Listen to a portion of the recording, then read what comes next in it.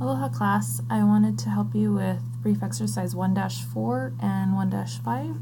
So this can help you, this format, right? Sales minus our cost of goods sold, and sometimes we can decompose our cost of goods sold to beginning plus the cost of good manufactured minus our ending finished good inventory would give us our cost of goods sold. Gives our, after we subtract that gross margin minus selling and administrative expenses gives us our net operating income.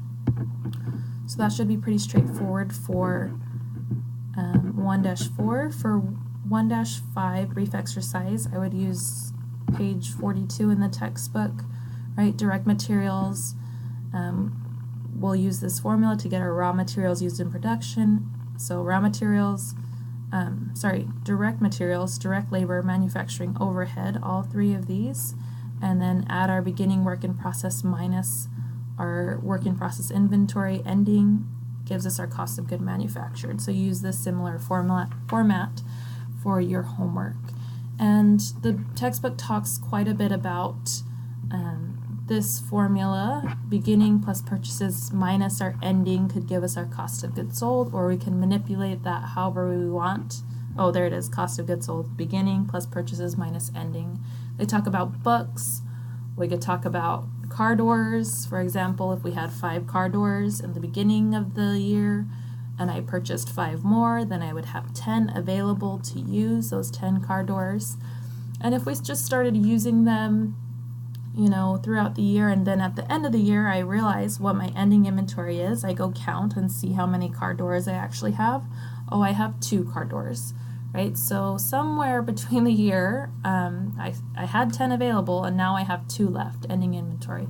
So I must have used 8, right? Or maybe I had some stolen doors, possibly.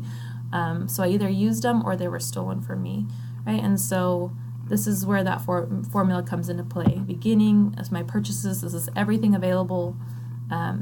Could be direct materials, could be a finished product, right? And then minus what I have left over. You know, sometimes I don't sell all my finished goods, sometimes I don't use all my raw materials, I just don't need them all at one time. So I have some left over, right? So take those out and that's what I must have sold, that's what I must have used in production. So really nailing down that formula can help you there.